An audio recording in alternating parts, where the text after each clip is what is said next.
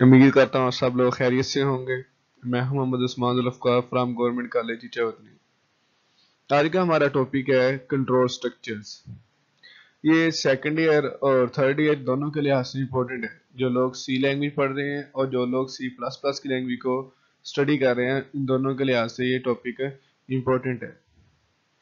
Sir first of all हम देखेंगे कि कंट्रोल स्ट्रक्चर है क्या। कंट्रोल कंट्रोल का मतलब किसी चीज को काबू करना है, किसी चीज के बहाव को रोकना।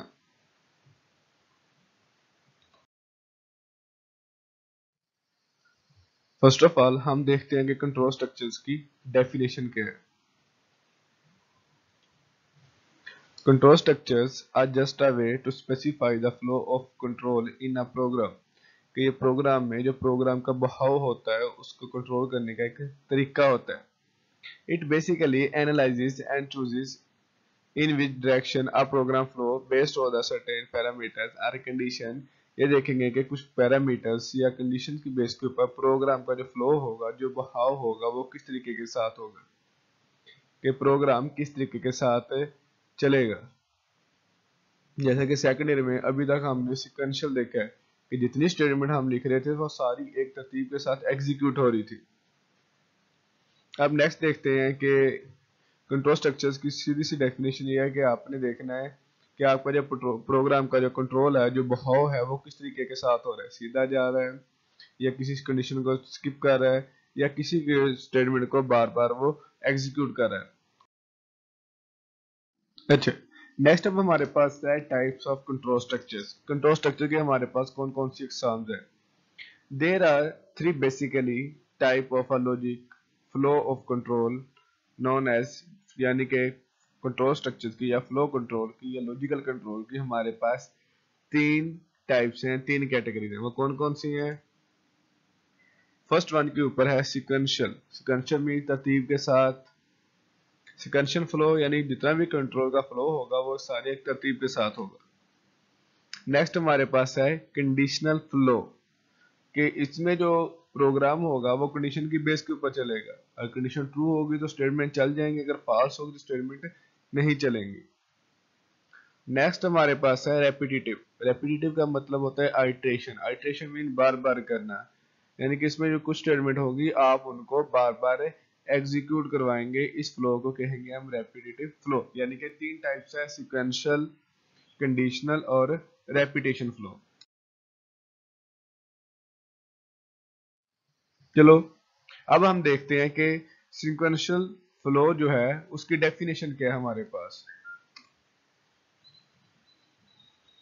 Sequential logical, as the name suggests, flow of a serial or a sequential flow in which the flow depend upon the series of instruction given to the computer। नाम से वाज़ेह हो रहा है कि सीक्वेंस के साथ, तरतीब के साथ इसमें जितनी भी प्रोग्राम का फ्लो होगा, जितनी हमने प्रोग्राम्स की लाइंस लिखी होंगी, कंट्रोल उन्हीं लाइन के लिहाज से फ्लो करेगा। Unless new instructions are given, the modules are executed in the obvious sequence। जितनी जिस तरतीब के साथ हमने सीक्वेंस लिखी होंगी, जो हमने स्टेटमेंट पहले लिखी होगी वो पहले चलेगी, जो बाद में लिखी होगी वो बाद में चलेगी। जो फ्लो होगा जिस तरतीब के साथ हमने प्रोग्राम में लिखते वक्त उसको रखा होगा, जब प्रोग्राम एग्जीक्यूट होगा तो वो उसी फ्लो के लिहाज से एग्जीक्यूट होगा। द सीक्वेंस में be given by the means of number step explicitly. जो आपका सीक्वेंस होगा वो स्टेप के बेस के ऊपर होगा। वो जैसे मैंने अभी आपको बताया कि जिस सीक्वेंस के साथ, जिस तरतीब के साथ हमने प्रोग्राम लिखा होगा, जो स्टेटमेंट हमने पहले नंबर के ऊपर लिखी होगी वो पहले चलेगी, जो दूसरे नंबर के ऊपर चलेगी वो दूसरे नंबर के ऊपर चलेगी। इसी तरह जो स्टेटमेंट पांचवें नंबर के ऊपर लिखी होगी उसका मतलब ये होगा कि ऊपर वाली अगर चार स्टेटमेंट चलेंगी तब ये पांचवी स्टेटमेंट की बारी आएगी। Simplicity flows the order in which modules are written. ये उसी ऑर्डर के साथ लिखा होगा जिसमें हमने मॉड्यूल वो लिखा होगा, जिसमें जिस तरतीब के लिहाज से आपने अपना प्रोग्राम लिखा होगा, कंट्रोल उसी लिहाज से फ्लो करेगा। अब इसके फ्लो चार्ट देखते हैं, ग्राफिकली देखते हैं। अब देखिए पिक्चर से आपको बहुत वादे हो रहा होगा कि जो स्टेटमेंट हमने ए स्टेट मॉड्यूल जो ए है वो पहले लिखा है वो पहले चलेगा, मॉड्यूल बी बाद में लिखा है वो बाद में चलेगा। एरोज की आवाजें कर सकते हैं। अगर आप मॉड्यूल सी चलाना चाह रहे हैं, इसका मतलब यही होगा कि पहले ही आपको मॉड्यूल ए चलाना होगा, फिर मॉड्यूल बी चलाना होगा, तब जाके आप मॉड्यूल सी चला सकते हैं। आपने मॉड्यूल बी को एक मरतबा लिखा है, वो एक मरतबा ही चलेगा। अगर आपने उसको 2 मरतबा लिखा होता तो उसने वो 2 मरतबा चलना था। यानी कि जितनी मरतबा जिस तरतीब के साथ आपने उसको लिखा होगा वो उसी तरतीब के साथ एग्जीक्यूट होगा।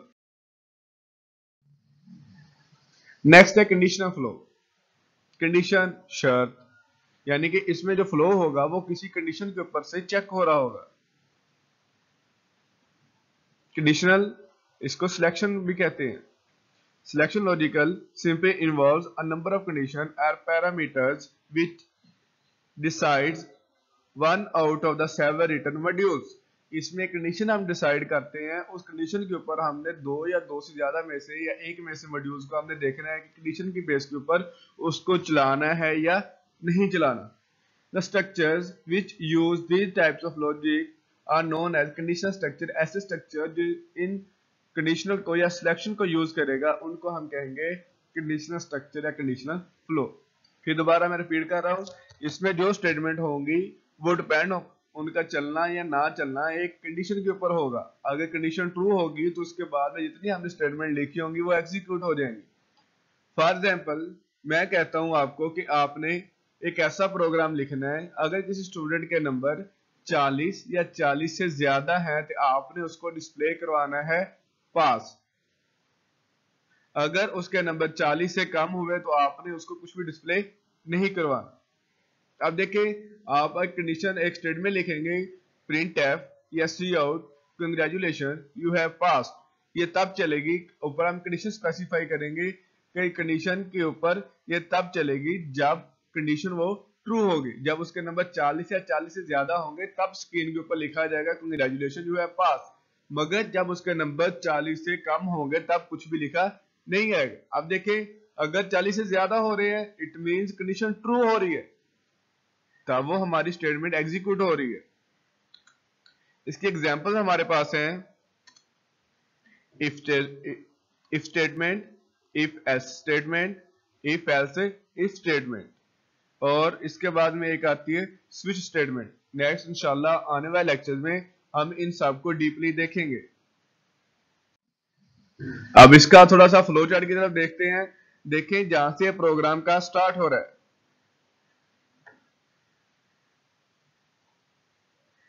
जहां से इस प्रोग्राम का स्टार्ट हो रहा है वहां से first of all condition check हो रही है। अब कंडीशन के हमारे पास 2 आएंगे, या तो वो ट्रू होगी या तो वो कंडीशन फॉल्स होगी।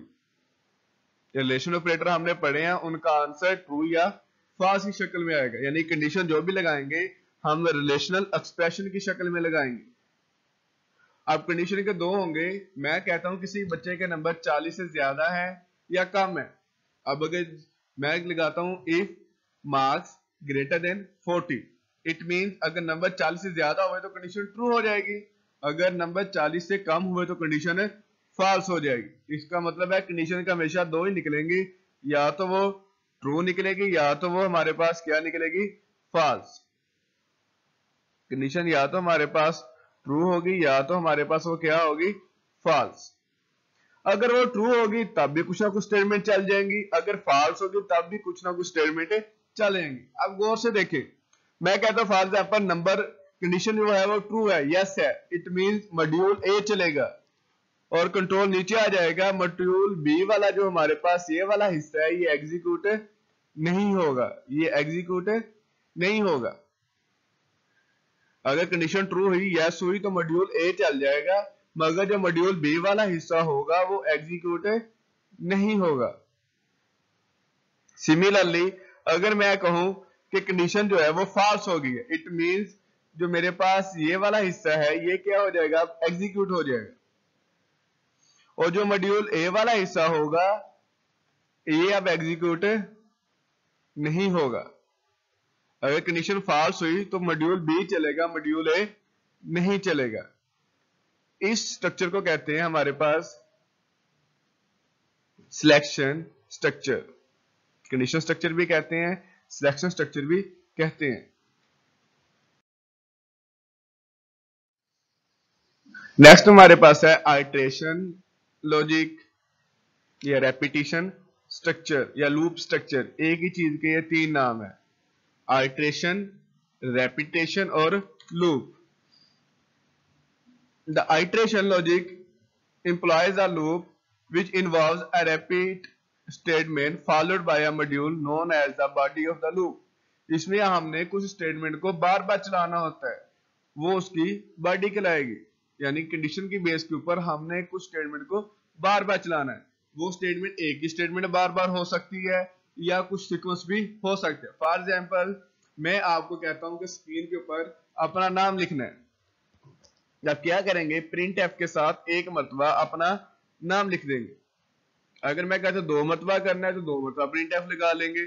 अगर मैं कहता हूं 1000 मरतबा करना है, सिर्फ आपने अपना नाम स्क्रीन के ऊपर 1000 मरतबा डिस्प्ले करवाना, तो अब इसका क्या होगा? अब आपको क्या करना होगा, 1000 मरतबा ही प्रिंट एफ या सी आउट की स्टेटमेंट आपको लिखनी होगी, जो कि काफी मुश्किल काम है। काम तो बेसिकली एक ही हो रहा है। इसका सोल्यूशन क्या है कि हमने लूप स्ट्रक्चर को इस्तेमाल करेंगे, कंडीशन लगा देंगे, जब तक वो कंडीशन ट्रू होती रहेगी लूप्स हमारे पास एग्जीक्यूट होती रहेगी। अब इसके एग्जांपल देख लेते हैं, कौन कौन से हमारे पास आइटरेशन स्ट्रक्चर में चीजें हैं। हमारे पास while loop, do while loop और फॉर लूप, ये सब जो हमारे पास हैं ये हमारे पास आइटरेशन लॉजिक स्ट्रक्चर के अंदर आता है। अब इसका देख लेते हैं थोड़ा सा फ्लो चार्ट भी। अब देखिए फर्स्ट ऑफ ऑल क्या हो रहा है, हमारे पास कंडीशन चेक हो रही है। अब कंडीशन के दो होंगे, या तो वो कंडीशन ट्रू होगी या तो वो कंडीशन फॉल्स। वैसी है जैसे हमने सिलेक्शन में अभी देखा है। अगर तो वो कंडीशन होगी ट्रू, तब क्या होगा, तो जो मॉड्यूल होगा वो एग्जीक्यूट हो जाएगा और कंट्रोल दोबारा कंडीशन के पास जाएगा। अब दोबारा फिर वो कंडीशन चेक होगी। ये अमल बार बार होता रहेगा, ये अमल आपका बार बार होता रहेगा जब तक वो कंडीशन ट्रू होती रहे। फिर अगर कंडीशन फॉल्स होगी तब क्या होगा कि आपका जो यस वाला हिस्सा है ये आपका अब एग्जीक्यूट नहीं होगा। कंट्रोल आपका क्या आ जाएगा, नो के पास से होता हुआ लूप का जो बॉडी है, जो लूप का स्ट्रक्चर है, उससे वो बाहर आ जाएगा। ऐसे स्ट्रक्चर को कहते हैं हमारे पास आइट्रेशन रेपिटेशन स्ट्रक्चर। उम्मीद करता हूं ये आप लोगों को अच्छी तरीके से समझ आई होगी। हमने आज तकरीबन 4 चीजें देखी हैं। सबसे पहले कंट्रोल स्ट्रक्चर की डेफिनेशन देखी है, फिर इन तीनों इसकी जो 3 टाइप्स हैं हमारे पास सीक्वेंशियल, सिलेक्शन और आइट्रेशन, इन सब को हमने एक एक करके डिस्कस किया। उम्मीद करता हूं आपको ये चीजें अच्छे तरीके से समझ आ गई होंगी। अल्लाह हाफिज।